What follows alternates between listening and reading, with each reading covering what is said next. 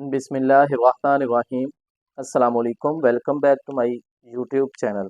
Dear students, हम chapter first the science of biology को study कर रहे हैं। आज का जो हमारा टॉपिक है वो है कैरियर इन बायोलॉजी। कि बायोलॉजी पढ़ने के बाद जैसे कि आप इसे मैट्रिक लेवल पे पढ़ते हैं, फिर एफएससी लेवल जिसे हम प्री मेडिकल कहते हैं वहाँ पर पढ़ेंगे।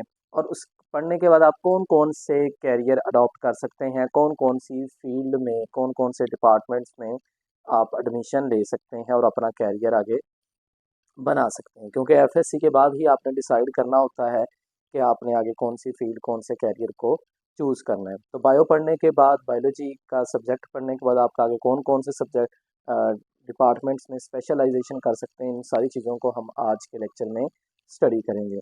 अच्छा, कैरियर इन बायोलॉजी में जो फर्स्ट कैरियर है जी हमारे पास, जो सबसे पहली चॉइस होती है हर बायो पढ़ने वाले स्टूडेंट की, वो है मेडिसन एंड सर्जरी। अब मेडिसन और सर्जरी को अगर आप पढ़ना चाहते हैं तो इसके लिए हमें क्या करना पड़ेगा, एमबीबीएस। अभी एमबीबीएस का बाद में मैं आपको एब्रीविएशन बताता हूँ। अच्छा, मेडिसन के अंदर हम क्या करते हैं, मेडिसन जब हम पढ़ते हैं तो उसमें हम मुख्तलिफ जो डिजीज़ होती हैं उसको डायग्नोज कैसे करना है और फिर उसकी जो ट्रीटमेंट है वो कैसे की जाएगी, इस चीज़ को हम स्टडी करते हैं। डायग्नोज करना और फिर ट्रीटमेंट करना। और सर्जरी में हम 3R को आप इससे याद रख सकते हैं। 3R मीन्स क्या है? फर्स्ट आर मीन रिप्लेस करना। अगर आपकी बॉडी का कोई टिश्यू, कोई ऑर्गन ख़राब हो चुका है तो हम रिप्लेस कर सकते हैं, तो सर्जरी में हम ये करेंगे। फिर दूसरा जो आर है ये हमारे पास आ जाएगा फॉर रिपेयर।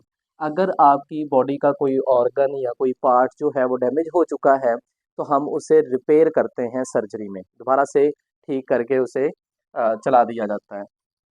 और फिर तीसरा जो आर हमारे पास आ जाएगा, इसको हम क्या बोलते हैं, रिकवर करना। रिप्लेस, रिपेयर, और अच्छा ये रिकवर नहीं आएगा, ये हमारे पास आ जाएगा रिमूव करना। अगर आपकी बॉडी का कोई पार्ट जो है वो बिल्कुल डैमेज हो चुका है और अगर वो बॉडी में अब रहेगा तो आपकी बॉडी को नुकसान पहुंचाएगा, तो फिर उसको क्या कर दिया जाता है, बॉडी से रिमूव कर दिया जाता है। उसकी एग्जांपल आपके पास जैसे किडनी ट्रांसप्लांट के, हम किडनी को रिमूव कर देते हैं, उसकी जगह पर नहीं लगा देते हैं। या अपेंडिसाइटिस की हमारे पास एग्जांपल आ जाती है, कुछ लोगों के अपेंडिक्स का ऑपरेट करके हम क्या कर देते हैं, अपेंडिक्स की नाली को बाहर निकाल देते हैं। तो ये 3R से आपने सर्जरी रखना है, सर्जरी को याद रखना है कि इसमें हम ये 3 काम करेंगे।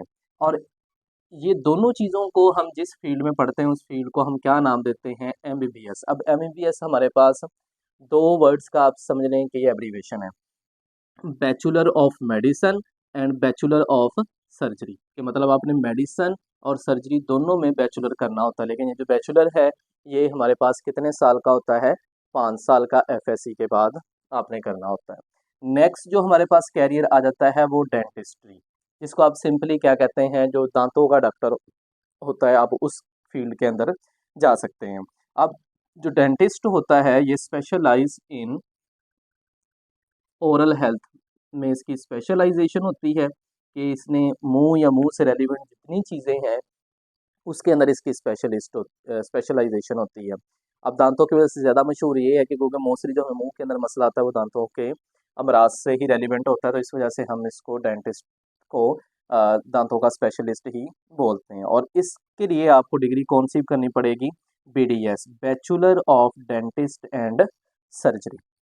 तो इसमें आप दांतों का ऑपरेट भी कर सकते हैं और उसके जो भी डिजीज़ हैं उनको डायग्नोज और फिर उसकी ट्रीटमेंट के ऊपर भी आप काम करते हो। तो ये भी आप एफएससी के बाद, ये भी 5 साल डिग्री होती है, तो इसको भी आप कर सकते हैं।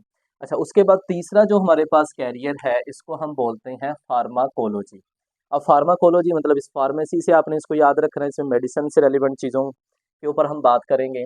तो फार्माकोलॉजी के जो स्पेशलिस्ट होते हैं, फार्माकोलॉजी के अंदर हम स्टूडेंट क्या करेगा, इफेक्ट ऑफ डिफरेंट ड्रग्स को स्टडी करेगा। इसमें जो स्टूडेंट्स फार्माकोलॉजी पढ़ते हैं वो ड्रग्स, जो मुख्तलिफ दवाइयाँ हैं, जो मुख्तलिफ मेडिसन्स हैं, उनके इफ़ेक्ट क्या हैं हमारी बॉडी के ऊपर या ह्यूमन बॉडी के ऊपर, क्या इफ़ेक्ट होंगे, इन चीज़ों को स्टडी किया जाता है। और इसके साथ साथ फार्माकोलॉजिस्ट जो है वो ये भी सीखता है कि अगर वो अपनी कोई मेडिकेशन जो है वो डेवलप करना चाहे, कोई अपनी मेडिसिन बनाना चाहे तो वो कैसे बना सकता है, उसके अंदर कौन कौन सी टेक्निक्स यूज़ होंगी या कौन कौन सी चीज़ों का हम ख्याल रखेंगे। तो इन सारी चीज़ों को स्टडी करके इस फील्ड में आप कर सकते हैं फार्माकोलॉजी। और इसके लिए आपको कौन सी डिग्री करनी पड़ेगी, ये भी बीएस प्रोग्राम होता है और ये 4 से 5 साल का होता है और इसको हम क्या बोलते हैं, D pharm doctor of pharmacy. अच्छा, नेक्स्ट हमारे पास आ जाता है फिजियोथेरेपी। अब फिजियोथेरेपी की फील्ड के अंदर या कैरियर के अंदर आप क्या करते हैं, इसमें आप सीखते हैं रीस्टोर करना मूवमेंट को। जो बॉडी की हमारी मूवमेंट्स होती हैं, अगर वो किसी एज के अंदर जाके किसी इंसिडेंट की वजह से या किसी बीमारी की वजह से वो अपनी मूवमेंट सही से शो ना करें, तो हम जो फिजियोथेरापिस्ट होता है इसका काम होता है कि हम दोबारा से उसको मूवमेंट के काबिल बनाना होता है अपनी टेक्निक्स को यूज़ करते हुए, अपने नॉलेज को यूज़ करते हुए। इसके साथ साथ एक तो ये मूवमेंट को रिस्टोर करते हैं और इसके साथ ये फिज़िकल फंक्शंस को रिस्टोर करते हैं। तो ये मूवमेंट और फिज़िकल फंक्शंस को क्या करेंगे, रिस्टोर करते हैं। और इसका जो माहर होता है या इसकी जो डिग्री कंप्लीट करने के बाद जो बंदा कहलाता है उसको हम क्या नाम देते हैं, डीपीटी, डॉक्टर ऑफ फिजियोथेरेपी। ये भी हमारे पास 4 साल डिग्री है और ये बीएस, इसको हम बैचलर ऑफ साइंस, बैचलर ही कहते हैं। अच्छा, नेक्स्ट जो फिर हमारे पास कैरियर आ जाता है इसको हम कहते हैं fisheries and wild life. Fisheries जैसे कि फ़िश के बारे में पढ़ना, ये जो माहीगीरी है या फ़िश को पालना कैसे है, फ़िश फार्मिंग, इसके बारे में पढ़ना। और दूसरी फिर आ जाती है वाइल्ड लाइफ। वाइल्ड लाइफ में जितने भी हमारे जंगली जानवर हैं उसमें सारे जंगली जानवर आ जाएंगे, इनके बारे में पढ़ना, इसको हम वाइल्ड लाइफ कहेंगे। अब फिशरीज़ एंड वाइल्ड लाइफ में आप जो माहर होता है वो किस चीज़ का, उसको हम फिशरीज़ का माहर भी कहते हैं या उसको एक नाम और भी दिया दिया जाता है, इसे एक्वा कल्चर का नाम भी दिया जाता है। एक्वा मीन होता है वाटर और कल्चर मीन कि उस एक्वा या वाट पानी के अंदर पाए जाने वाले जो डिफरेंट ऑर्गेनिजम्स हैं उनके बारे में स्टडी करना। तो फिशरीज और वाइल्ड लाइफ के कैरियर को अगर आप अपनाना चाहते हो तो आपको कौन सी डिग्री करनी पड़ेगी, 4 साल का प्रोग्राम होता है बीएस जोलॉजी। तो बीएस जोलॉजी करने के बाद आप इस शोबे में जा सकते हैं। नेक्स्ट हमारे पास जो कैरियर आ जाएगा ये है एग्रीकल्चर। अब डियर स्टूडेंट्स, एग्रीकल्चर में क्या करते हैं, जो इसका माहर होता है, जो जो इसका जो स्टूडेंट्स है, जो बच्चा इस कैरियर को अडॉप्ट करेगा, उसने क्या काम करना होता है, उसने सबसे पहला काम करना है इम्प्रूव फार्मिंग प्रैक्टिसेस। जो डिफरेंट तरह के हमारे फॉर्म्स हैं, आप एग्रीकल्चर से आपके जहन में खेती बाड़ी या किसान का वर्ड आता है जहन में, तो इधर से आपने याद रखना है जैसे किसान क्या क्या काम करता है। जैसे कि वो बाग लगाता है, मुख्तलिफ फ्रूट्स आप ले लें, जैसे किन्नुओं का सीज़न होगा, सर्दियों में किन्नू जो है उसकी फार्मिंग की जाएगी।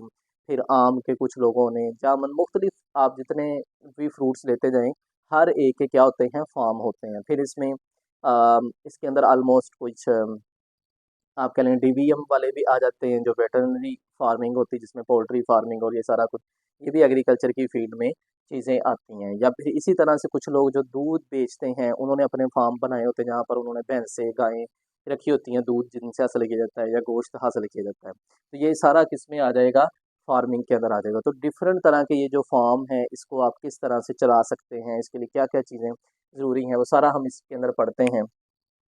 फिर इसी तरह से अ, जो क्रॉप की प्रोडक्शन है उसको आप किस तरह से बेहतर कर सकते हैं।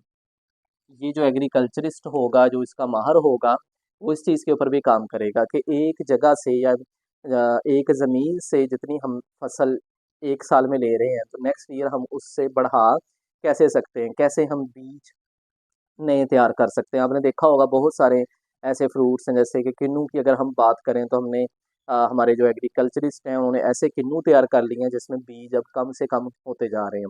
इसी तरह से अमरूद की बात करें तो उसमें बीज कम से कम, इसी तरह से तरबूज की बात करें तो उसमें भी उसका जो छिलका है उसको पतला किया जा रहा है और जो अंदर उसके बीज हैं उनको कम से कम किया जा रहा है।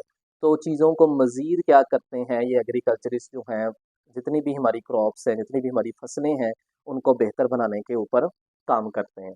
फिर नेक्स्ट आ गया एग्रीकल्चर की फील्ड के अंदर जो नई नई टेक्निक्स हैं इनके ऊपर ये लोग क्या करेंगे, काम करते हैं और इसको अप्लाई करने की कोशिश करते हैं ताकि जो एग्रीकल्चर का काम है इसको आसान किया जा सके। जो किसान हमारे लिए फूड प्रोड्यूस करते हैं उसको हम क्या कर सकें, बेहतर कर सकें और आसान कर सकें, जिसकी वजह से किसान को जो फ़ायदा है वो क्या हो, ज़्यादा हो। तो इस तरह की चीज़ों के ऊपर ये जो एग्रीकल्चरिस्ट के माहर होते हैं, जो एग्री के माहर इनको हम कहते हैं, तो ये इस चीज़ के ऊपर काम करते हैं। तो इस शोबे में भी अगर आप जाना चाहते हैं तो आप एफएससी मेडिकल करने के बाद, मतलब बायोलॉजी करने के बाद आप इस फील्ड में आ सकते हैं। तो और इसके माहर को कौन सी डिग्री करनी पड़ेगी, बीएस एग्रीकल्चर। अब इसके अंदर भी एग्रीकल्चर के अंदर भी डियर स्टूडेंट्स आगे चल के काफ़ी सारी एग्रीकल्चर की डिफरेंट कैटेगरीज आ जाती हैं। जैसे मैं एक दो आपके साथ शेयर कर देता हूँ, जैसे कि एग्री साइंसेस के बारे में हम पढ़ते हैं,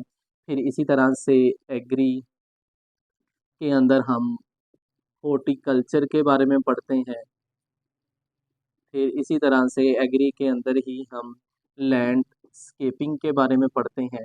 तो ये आगे इसकी भी आप समझने के काफ़ी सारी आगे ब्रांचेस हैं। फिर इसमें डीवीएम आ जाएगा, बड़ा अहम एक फील्ड है जिसको हम डॉक्टर ऑफ वेटरनरी मेडिसिन का नाम देते हैं।